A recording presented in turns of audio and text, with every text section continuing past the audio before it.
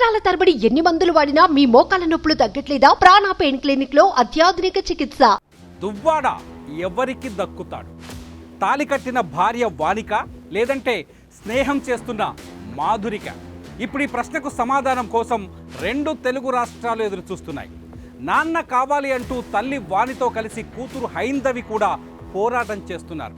మాధురికి ఇంట్లో చోటు కల్పించిన దువ్వాడ భార్య వాణిని మాత్రం గడప కూడా తొక్కనివ్వటం లేదు. భార్య వాణి శ్రీనివాస్ నా సొంతం అంటుంటే మాధురి శ్రీను గారు నా బెస్ట్ ఫ్రెండ్ అంటున్నారు. ఈ పోరాటంలో గెలుపు ఎవరిది? న్యాయం ఎవరి వైపు ఉంటుంది? ఇదే ఇవాల్టి హాట్ టాపిక్.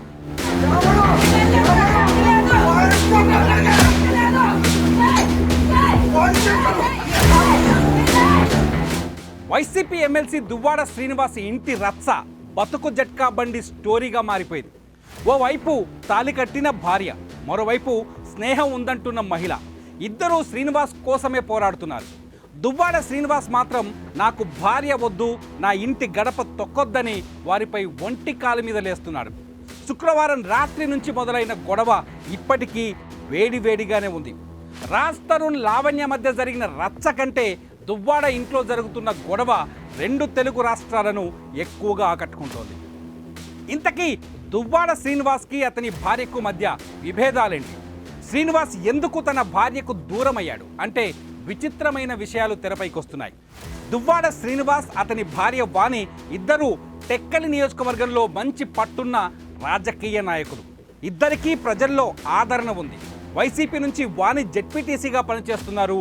అదే సమయంలో దువ్వాడ శ్రీనివాస్ పార్టీలో కీలక నేతగా ఉన్నారు, ఎమ్మెల్సీగా ఎన్నికయ్యారు. ఈ రాజకీయ పదవులే వీళ్ళ కాపురంలో నిప్పులు పోసాయని చెబుతున్నారు స్థానికులు.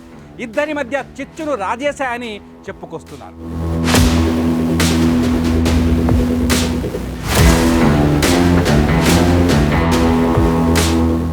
సాధారణంగా ఎన్నికల సమయంలో ఇద్దరు రాజకీయ నాయకులు రెండు వేర్వేరు సామాజిక వర్గాల మధ్య టికెట్ల గొడవ ఉంటుంది. కానీ టెక్కలి వైసీపీలో మాత్రం కథ రివర్స్లో కనిపించింది. దువ్వాడ శ్రీనివాస్, అతని భార్య వాణి ఇద్దరూ టికెట్ కోసం పోటీ పడ్డారు. దువ్వాడ శ్రీనివాస్కు పార్టీ టికెట్ కేటాయించడంతో అతని పైన ఇండిపెండెంట్గా పోటీ చేసేందుకు వాణి రెడీ అయ్యారు.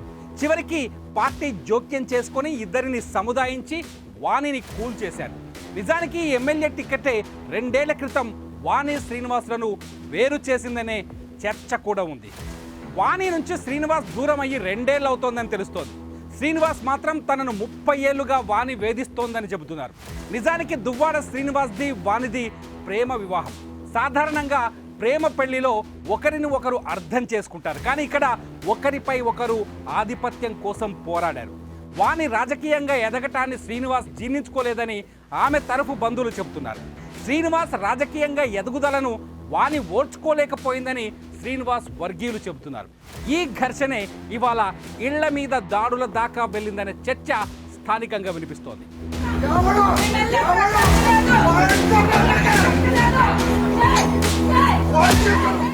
దువ్వాడ శ్రీనివాస్ ఎప్పుడైతే వానికి దూరం అయ్యారో అప్పుడే మాధురి వీళ్ళ మధ్యలోకి వచ్చింది. 2024లో జరిగిన అసెంబ్లీ ఎన్నికల్లో మాధురి కీలక పాత్ర పోషించింది. ఆమె తన ఎలక్షన్ కోసం 2 కోట్లు ఖర్చు చేసిందని శ్రీనివాస్ కూడా చెబుతున్నారు. ఇదే విషయాన్ని మాధురి కూడా చెబుతోంది. దువ్వాడ కోసం 2 కోట్లు ఇచ్చానని, అందుకే ఆయన పైన, ఆయన ఇంటి పైన తనకు హక్కు ఉంటుందని చెప్పుకొస్తోంది. వాణి తన వ్యక్తిగత జీవితాన్ని అభాసుపాలు చేసింది కాబట్టి నాకు శ్రీనివాస్ పైన హక్కులు వస్తాయన్నట్టుగా మాట్లాడుతోంది. దీంతో దువ్వాడ ఎవరికి సొంతం అనే ప్రశ్న తెర మీదకి వస్తోంది. నాకు తెలిసి శ్రీను గారు పాలిటిక్స్ లోకి వచ్చి నీతి నిజాయితీ ఉన్న నాయకుడు ఎవరైనా ఉన్నంటే శ్రీను గారే. అతను ఏమైనా కరప్షన్ చేయరు సంపాదించడానికి. అతని దగ్గర ఆస్తులు అంటూ ఏమీ లేవు, ఉన్నవన్నీ ఫ్యామిలీకి ఇచ్చేస్తారు. సో అతన్ని ట్రాప్ చేసి నేనేం లబ్ధి పొందాల్సిన అవసరం నాకు లేదు. నేను ఫైనాన్షియల్గా వెల్ సెటిల్డ్. నాకు వైజాగ్లో నాకు ఆస్తులు ఉన్నాయి. మా ఫ్యామిలీ వాళ్ళు శ్రీకాకుళంలో ఎవరికైనా చెప్తారు చాలా వెల్ సెటిల్డ్ ఫ్యామిలీ. అక్కడ అత్తగారి ఫ్యామిలీ కూడా చాలా వెల్ సెటిల్డ్. నాకంటూ ఫైనాన్షియల్గా నాకు చాలా అసెట్స్ ఉన్నాయి. నేను ఎలక్షన్లో 1 crore to 2 crores నేను ఖర్చు పెట్టాను ఎలక్షన్స్లో. మీరు కావాలంటే క్యాడర్ ఎవరికైనా అడగండి. ఎలక్షన్ ముందు నేను ఎంత డబ్బులు ఖర్చు పెట్టానని చెప్తారు. నా పర్సనల్గా నా అమౌంట్ నేను ఎలక్షన్లో ఖర్చు పెట్టి ఎలక్షన్ చేశాను. సో దేనికోసం ట్రాక్ చేయాల్సిన అవసరం నాకైతే లేదు. నిజానికి ఇప్పుడు టెక్కలిలో జరుగుతున్న గొడవ ఆస్తుల కోసమని కొందరు చెప్పుకుంటుంటే దువ్వాడ శ్రీనివాస్ పైన హక్కుల కోసమని మరికొందరు చెప్పుకుంటున్నారు. మరికొందరైతే టెక్కలిలో రాజకీయ భవిష్యత్తు కోసమని మాట్లాడుతున్నారు. ఈ మూడింటిలో నిజమేదో అబద్ధమేదో అంచనా వేసే పరిస్థితి ప్రస్తుతం మనకు కనిపించడం లేదు. కానీ దువ్వాడ ఎవరికి సొంతం అవుతారన్నది మాత్రం ఇక్కడ ఆసక్తిని రేపుతోంది. వాణి ఆమె కూతురు శ్రీనివాస్ పైన హక్కులు కావాలని చెబుతున్నారు. మాధురి శ్రీనివాస్ పైన నాకు హక్కులు ఉంటాయని వాదిస్తున్నారు. మరి మీరేమంటారు? కామెంట్ చేయండి.